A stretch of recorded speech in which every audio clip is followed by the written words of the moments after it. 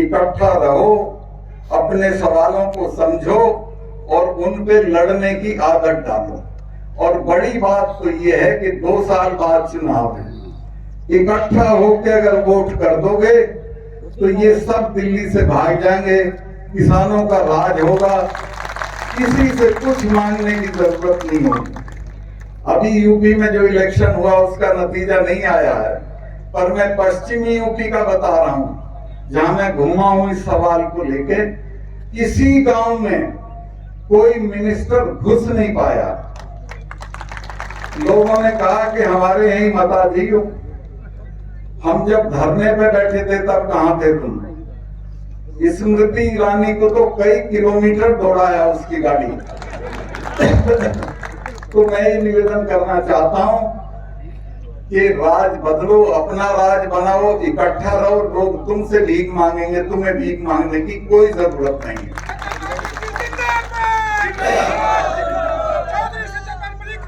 मैं बहुत लंबा, हालांकि मुझे बहुत लोगों ने बड़े बड़े लालच दिए, बड़ा समझाया कि उपराष्ट्रपति हो जाओगे, राष्ट्रपति हो जाओगे। मैं कहा छोड़ो यार, कुछ नहीं होता उसमें। मैं अपने लोगों के साथ रहूंगा, जिनमें पैदा हुआ हूं उनके साथ रहूंगा, उनको मैं नहीं छोड़ सकता हूं। और मैंने तय कर लिया था पहले दिन से कि अगर कहेंगे तो मैं गवर्नरशिप पे ठोकर मार दूंगा, वो कोई चीज ही नहीं होती है।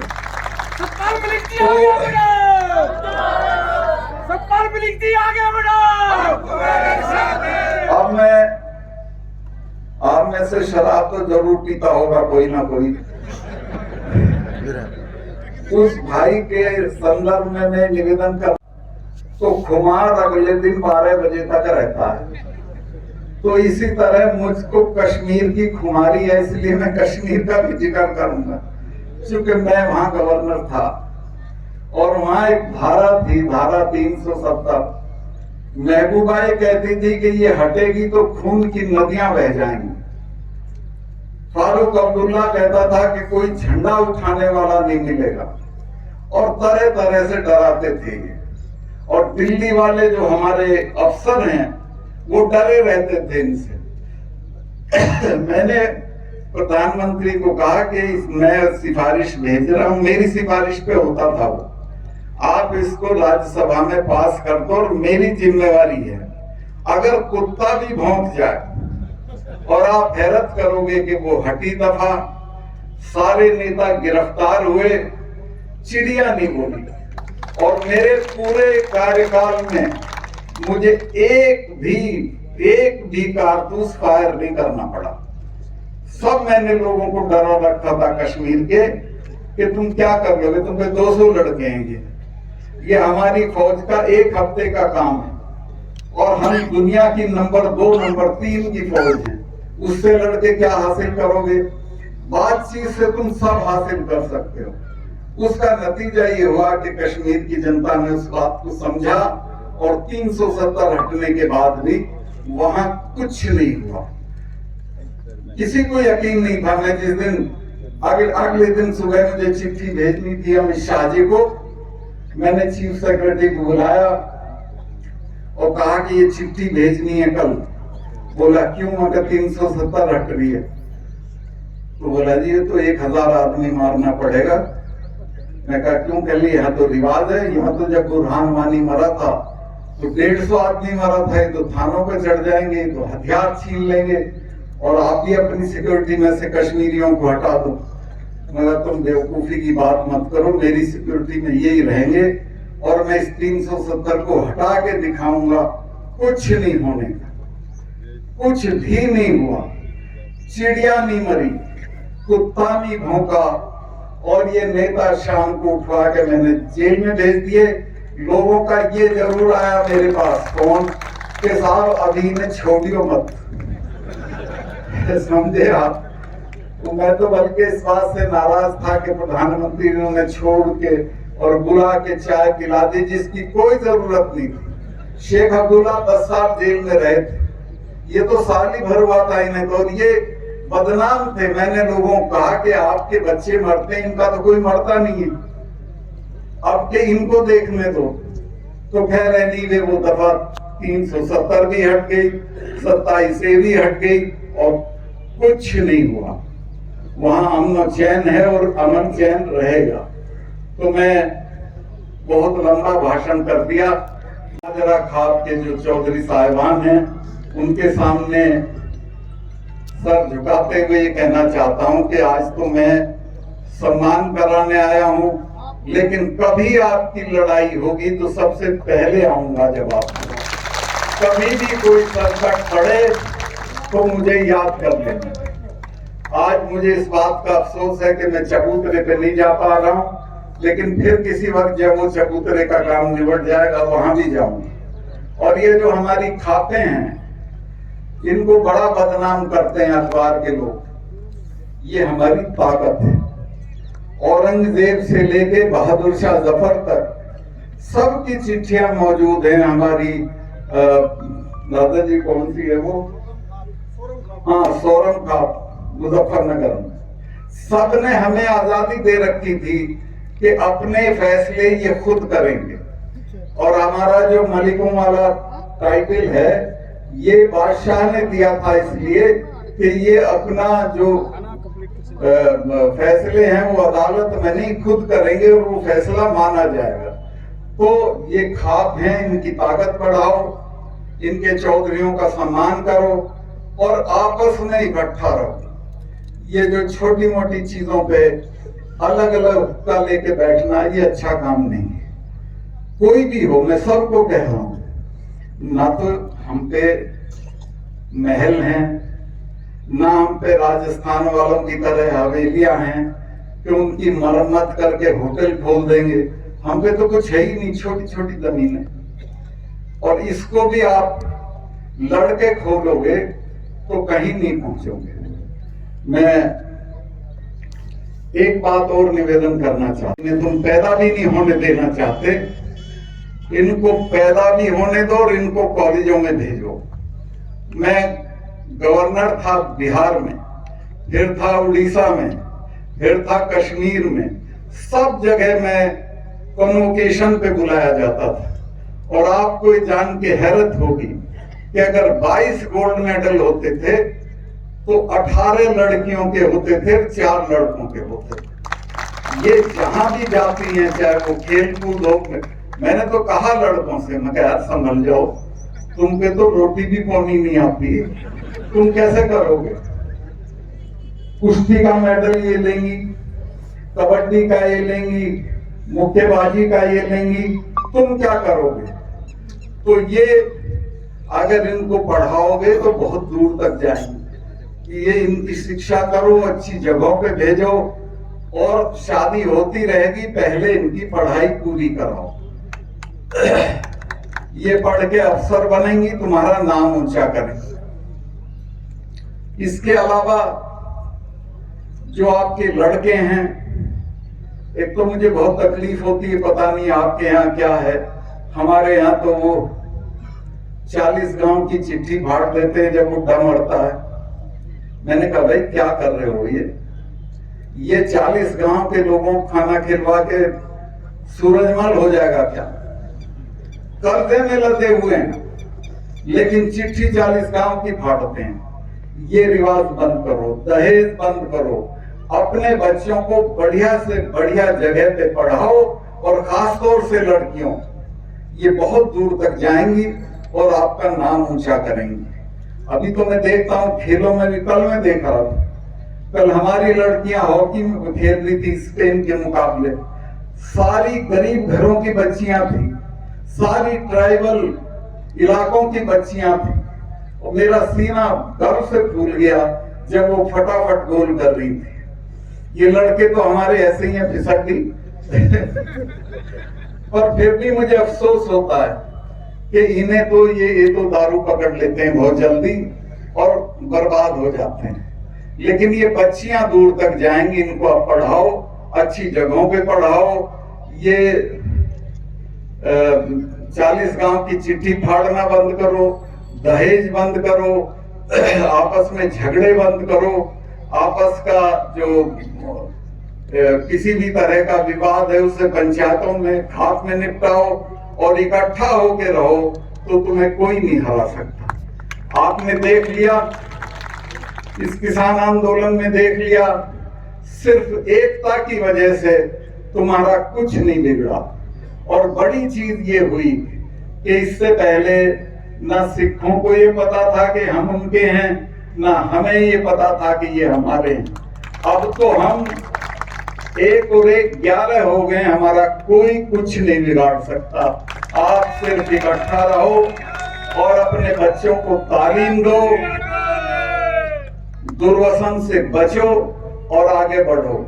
बहुत लंबा भाषण मैंने कर दिया, मेरी समझ में भी नहीं आ रहा था क्या बोलना है, क्योंकि पंचायत और खाप के लायक मेरे पास भाषण भी नहीं था।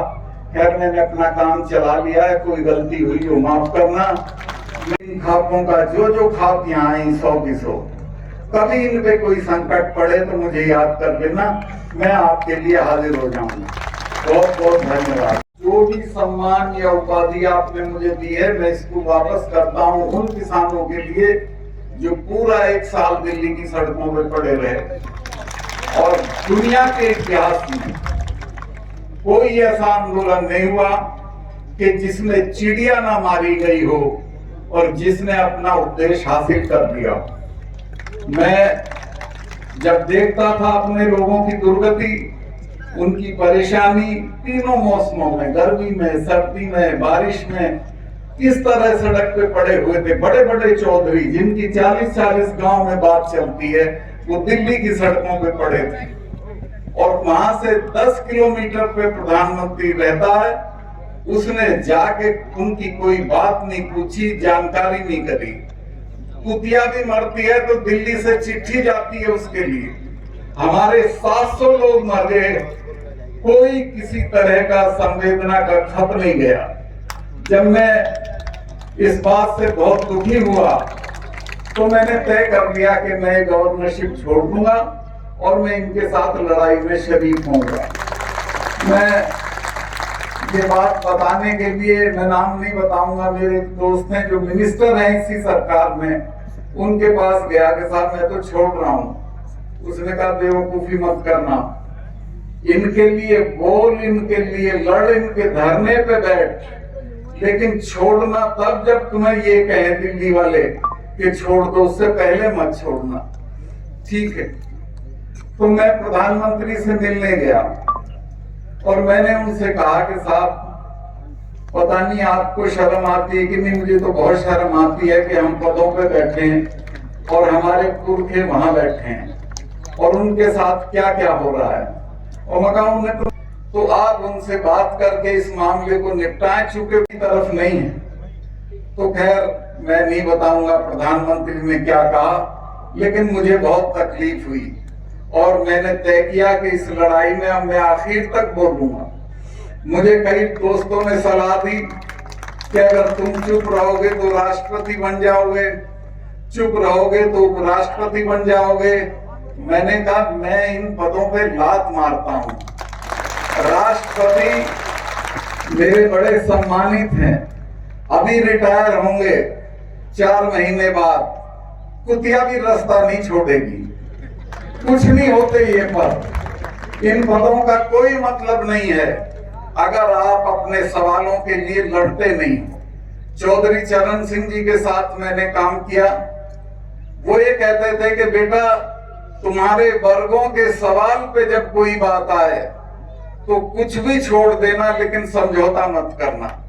तो मैंने भी तय किया कि नहीं, इसमें मुझे बोलना है और मैं बराबर बोला। और जिस दिन ये कानून वापस हुए उसके तो एक दिन पहले मैंने कहा कि अगले चुनाव में प्रधानमंत्री ढूंढा नहीं मिलेगा, ये सब गायब हो जाएंगे, किसान इनको भगा देंगे। खैर वो अगले दिन ही उन्होंने उनकी अकल में आई या किसी ने सलाह दी, उन्होंने एक आधा अधूरा सा समझौता कि मैं इनको वापस लेता हूं, हालांकि हमारे अभी भी सवाल वहीं के वहीं हैं और ये आज के सवाल नहीं हैं। चौधरी छोटू राम जी के जमाने से किसान की फसल के दाम का सवाल ऐसा ही खड़ा है। चौधरी साहब मिलने आए थे गवर्नर से, गवर्नर ने कहा कि चौधरी साहब दूसरी बड़ी लड़ाई चल रही है, मुझे गेहूं की जरूरत पड़ेगी। छोटू राम जी ने कहा बहुत अच्छी फसल है, मैं कार से आया हूं लाहौर से, जितना चाहिएगा गेहूं दे देंगे। तो गवर्नर ने कहा मैं 3 रुपए मन पे लूंगा। चौधरी साहब ने कहा कि गेहूं तो ले ले, लेकिन दाम तो नहीं तय करेगा, दाम मैं तय करूंगा और गेहूं में 7 रुपए मन पे दूंगा। तो गवर्नर चुप हो गया। चौधरी साहब ने कहा कि हाँ, गवर्नर ने उनसे कहा, चौधरी साहब ने कहा कि गलतफहमी में मत रहना, मैं अभी जा रहा हूं लाहौर, कहता हुआ चला जाऊंगा पंजाब और हरियाणा के किसानों को खड़ा खेत फूंक देंगे, एक दाना तुम्हें नहीं देंगे। खैर गवर्नर डरे और उन्होंने उनके जो चीफ मिनिस्टर थे सर सिकंदर हयात खान, उनको बुलाया और उनको कहा कि भाई तुम्हारा तो मिनिस्टर बड़ा अनाड़ी है, वो तो ऐसे ऐसे कह गया। तो सिकंदर हयात खान ने कहा कह नहीं गया, वो कह देगा तो जल ही जाएगा, अगर उसने कह दिया तो किसान खड़ी फसल फूंक देंगे, आपको नहीं देंगे। लेकिन मैं ये बात इसलिए उठाई, एक तो आप भूल रहे हो अपने पुरखों को, चौधरी छोटू राम को, चरण सिंह को और उनसे पहले के भी जो लोग हैं उनको। हमारी फसल का दाम वो तय करते हैं, हम तय नहीं करते हैं।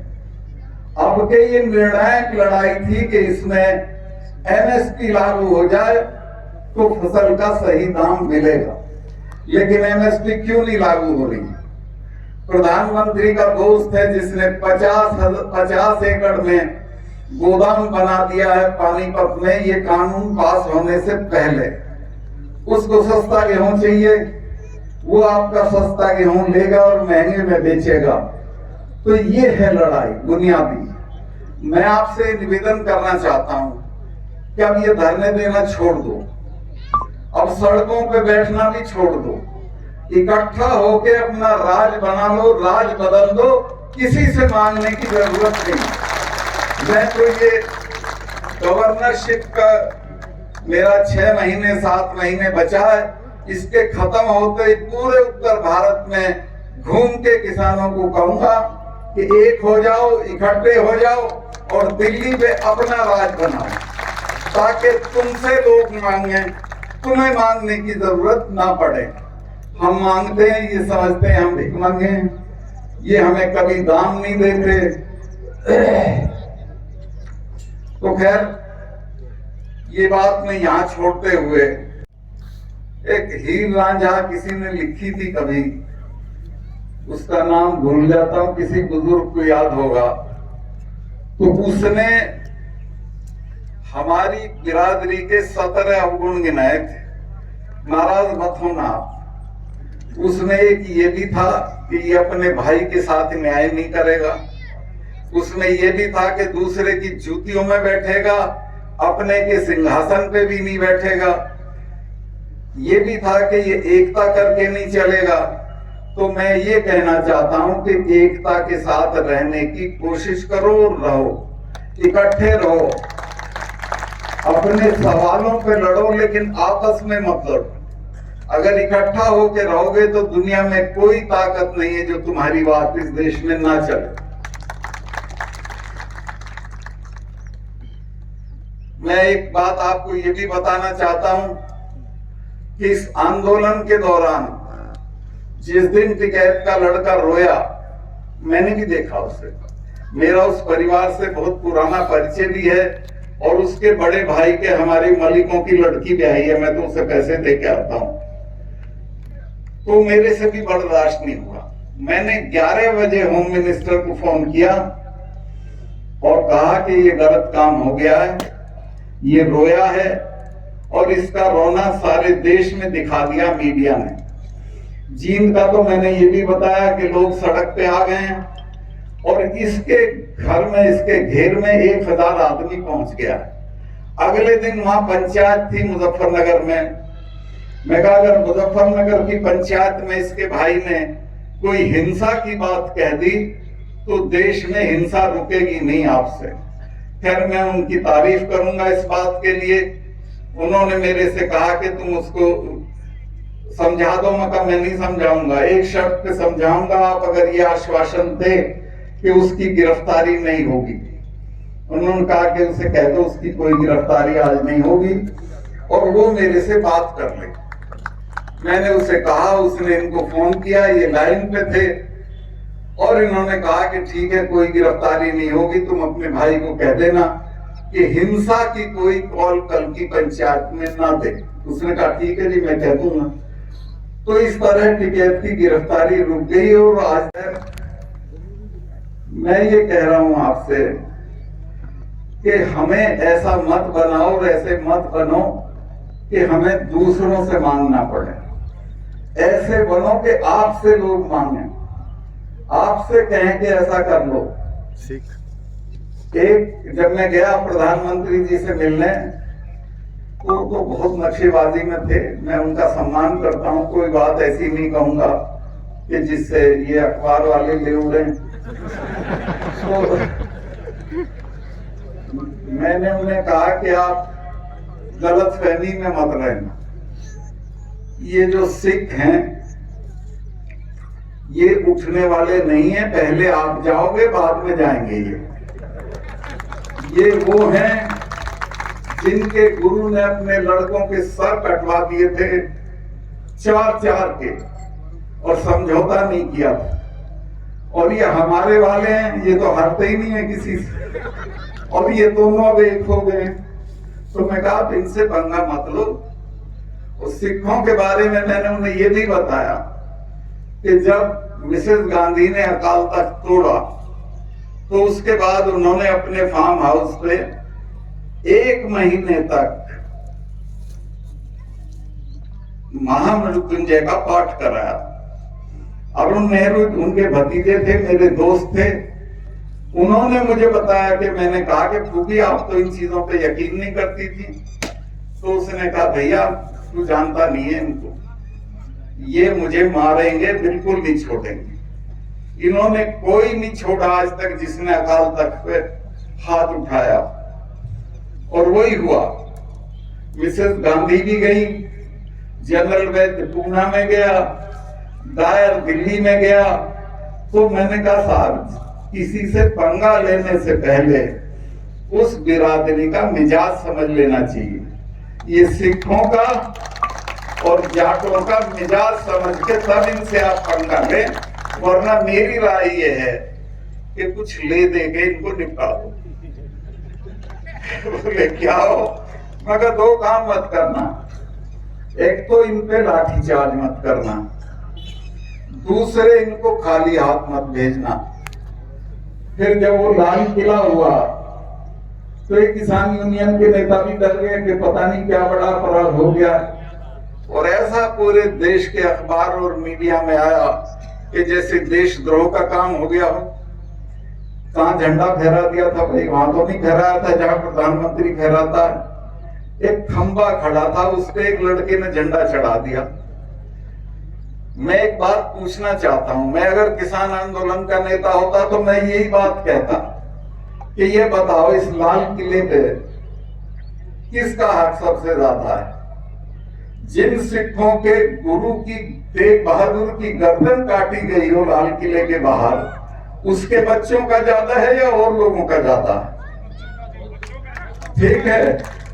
और इस लाल किले पे उनका, हमारे तो गीत नहीं गाए जाते लाल किले के बिना। भरतपुर माने लाल किला, भरतपुर 3-3 बार लाल किले पे चढ़ के आया, तो हमारा अधिकार है झंडा फहराने का या किसी दूसरे का है? और एक जानकारी आपको और कि हमारे गीतों में, हमारी कहानियों में, हमारे किस्सों में लाल किला ही लाल किला रहता है जब से हमने होश संभाला है। मैं चौधरी चरण सिंह जी के साथ था, मैं और बागड़ी जी देवीलाल जी के पास गए और हमने कहा चौधरी साहब इसमें आ जाओ, चरण सिंह जी की पार्टी में। देवीलाल जी बोले छोड़ो यार, क्या पार्टी है तुम्हारी? तो मैंने फिर बागड़ी जी को कहा कि वो एक रिवासा कांड हो गया था, आपने सुना नहीं होगा ज्यादातर लोगों ने, जिसमें एक माँ और बेटे को पुलिस ने नंगा करके कोठरी में बंद कर दिया था। तो मैं कहा साहब ऐसे ऐसे कांड हो गया है, हम वहां पब्लिक मीटिंग कर रहे हैं, आप चलना। चरण सिंह जी ने कहा मैं चलूंगा। तो हमने पब्लिक मीटिंग करी, आप मेरे यकीन करो 1 लाख आदमी आया उसमें। लेकिन जब हम गए तो वो सब छितरे खड़े थे। मैंने बागड़ी जी को कहा कि सीधे स्टेज पे चलो। मैं तभी एमएलए चुना गया था 2 महीने पहले। तो खैर स्टेज पे चले गए। मैंने कहा मुझे माइक दे दो आप। मैंने कहा देखो, जिस आदमी को हम लेके आए हैं इसका नाम चरण सिंह, इसने नागपुर के सम्मेलन में जवाहरलाल का हाथ पकड़ लिया था कि मेरे रहते किसानों की जमीन नहीं जाएगी और कोऑपरेटिव की खेती नहीं होगी। और ये जो जिससे तुम डरे हुए हो बंसीलाल से, ये तो बिना मिसेस गांधी से पूछे पेशाब करने नहीं जाता है। तो इसके साथ रहोगे कि उसके साथ रहोगे? और मैं कहा आप हरियाणा के चौधरी लोगों हमारा साथ दे दो, मैं 6 महीने में चरण सिंह जी को लाल किले पे चढ़ा दूंगा। आप मेरा यकीन करें, ये लाल किले की बात बिजली की तरह गई और सारी भीड़ स्टेज के पास आके चरण सिंह जी का जय जयकार करने लगी। मुझे चरण सिंह जी ने कहा बेटा कुछ मत कर, 5 ऐसे जलसे हरियाणा में कर दे और ये लाल किले का सपना दिखा दे, ये सब खड़े हो जाएंगे। और वही हुआ, पूरे देश की जट्टात खड़ी हो गई और चरण सिंह जी 6 महीने तो नहीं पर 10 महीने में लाल किले पे चढ़ गए। तो मैंने कहा कि भाई लाल किले पे हमारा हक है, हमको दोषी मत बनाओ, हमारे लड़कों को देशद्रोही मत कहो, इन पे मुकदमे मत करो। चले गए, चढ़ा दिया। और वो भी कोई पार्टी का झंडा नहीं था, निशान साहब था जिसके लिए हजारों सिखों ने कुर्बानी दी हुई थी। खैर इस बात को मैं यही रोकता हूं। अब मैं वापस इस बात पे आना चाहता हूं कि अगर आप इकट्ठा नहीं रहोगे, अपने सवालों को नहीं समझ जी भाई मोबाइल थोड़ा नीचा कर ले। मैं तो नहीं था जी, तो आपको मतलब आपको लगा कि इन लोगों को बोलना चाहिए? बोलना चाहिए था जी। क्यों नहीं बोला? भाई ये मेजॉरिटी में है पार्लियामेंट में जी, और 700 किसान मर गए, खड़े तक नहीं हुए। जी किसान वर्गों के लोग, जी। मैं उनका नहीं कह रहा। जी मोदी और शाह नहीं है, जी। किसान वर्गों के लोग। जी जो किसान वर्गों के चुने हुए थे उन्हें जी। तो खड़े होना चाहिए था। जी। कोई नहीं हुआ। जी सर देश के लिए किस पार्टी को फिट मानते हैं आपकी नजरों में? अभी तक कोई है ऐसा कोई जो देश को आगे ले जा सके, पार्टी की किसानों बात को आगे नहीं ले कह जा रहा, मैं सके? सिर्फ ये कह रहा हूँ किसानों को ये सीखना चाहिए कि वो अपना राज बनाएं, अपने वर्ग के लोगों को चुन के भेजें और अपनी सरकार बनाएं ताकि मांगना ना पड़े, उनसे लोग मांगे। जी पार्टी के बैनर ये हो जाएगा बैनर तो यहाँ जब देखिएगा आप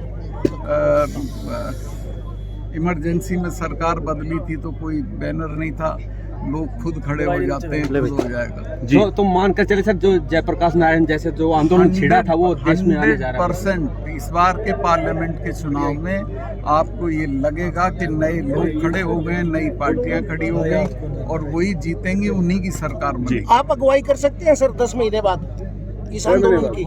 मैं कर तो सकता हूँ, पर मैं खुद कहूँ ये अच्छी बात नहीं है। जो भी अगुवाई होगी मैं उसमें शरीक रहूँगा। सर, अगर लोग आपके पास आते हैं, पॉलिटिकल पार्टीज आपके साथ पास आती हैं 2024 के पार्लियामेंट चुनाव में, क्योंकि बड़ा चुनाव दिल्ली का होता है, जी। तब आप you will lead from the front.